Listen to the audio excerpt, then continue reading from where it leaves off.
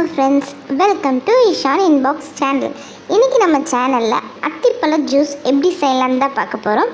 அதுக்கு முன்னாடி அதில் என்னென்ன நன்மைகள் இருக்குன்னு பார்த்தறலாம். அத்திப்பழத்தில் நார் சத்து அதிகமாக இருக்கிறனால நம்மளோட இம்யூனிட்டி லெவலை ரொம்ப ஸ்ட்ராங்காக வைக்குது. அதே மாதிரி இதில் கெலோரி கம்மியாக இருக்கிறனால வெயிட் லாஸ் பண்ணவும் இது ரொம்ப உதவுது. சுகர் பேஷண்ட்ஸுக்கு டாக்டர்ஸ் பார்த்திங்கன்னா ட்ரை ஃப்ரூட்ஸை ரெக்கமெண்ட் பண்ண மாட்டாங்க. ஆனால் இந்த உலர்ந்த அத்திப்பழத்தை அவங்க சாப்பிடலாம். அப்படி சாப்பிடும்போது அவங்களோட சுகர் லெவலை கம்மி பண்ணி கொடுத்து இன்சுலின் சுரக்கிறத சீராக வச்சுக்குது. ஸோ அவங்களுக்கு சுகர் ஜாஸ்தி ஆகாது.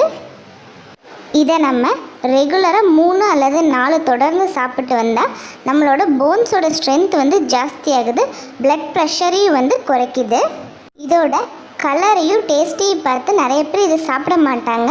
பட் இதில் நிறைய பெனிஃபிட்ஸ் இருக்கிறதுனால நம்ம இதை ரெகுலராக எடுத்துக்கணும். ஜூஸாகவும் எடுத்துக்கலாம். இல்லை நம்ம ட்ரை ஃப்ரூட்ஸை நைட்டு ஊற வச்சுட்டு மார்னிங் அதை அப்படியே எடுத்து கூட நம்ம சாப்பிடலாம்.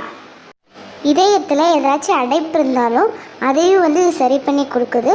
அதே மாதிரி நம்மளோட ஸ்கின்னை ரொம்ப ஹெல்த்தியாக வச்சுக்குது. கண் பாதிப்பு ஏதாச்சும் இருந்தால் கூட நம்ம இந்த அத்திப்பழத்தை தொடர்ந்து சாப்பிட்டு வந்தால் அதுவும் சரியாயிரும். சரி, நம்ம இந்த அத்திப்பழத்தை வச்சு எப்படி ஜூஸ் ரெடி பண்ணலான்னு பார்க்கலாம். அதுக்கு முன்னாடி நம்மளோட சேனல் நீங்கள் பார்த்துட்டு இருந்தீங்கன்னா மறக்காமல் லைக் பண்ணிடுங்க, சப்ஸ்கிரைப் பண்ணிடுங்க. பக்கத்தில் இருக்கிற பெல் ஐக்கானில் ஆளுங்கிற நோட்டிஃபிகேஷன் கொடுத்துருங்க. சரி, வாங்க வீடியோக்குள்ளே போகலாம். இன்றைக்கி நான் 10 அத்திப்பழம் இந்த மாதிரி எடுத்துருக்கேன்.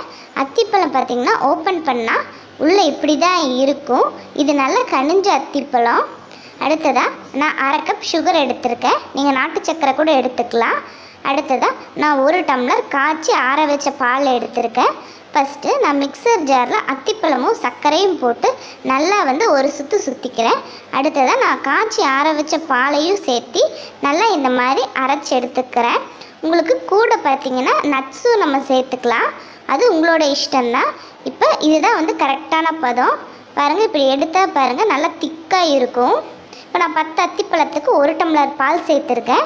உங்களுக்கு இன்னும் தண்ணி மாதிரி வேணாலும் நீங்கள் சேர்த்துக்கலாம். ஆனால் இப்படி சாப்பிடும்போது இன்னும் டேஸ்ட்டாக இருக்கும்.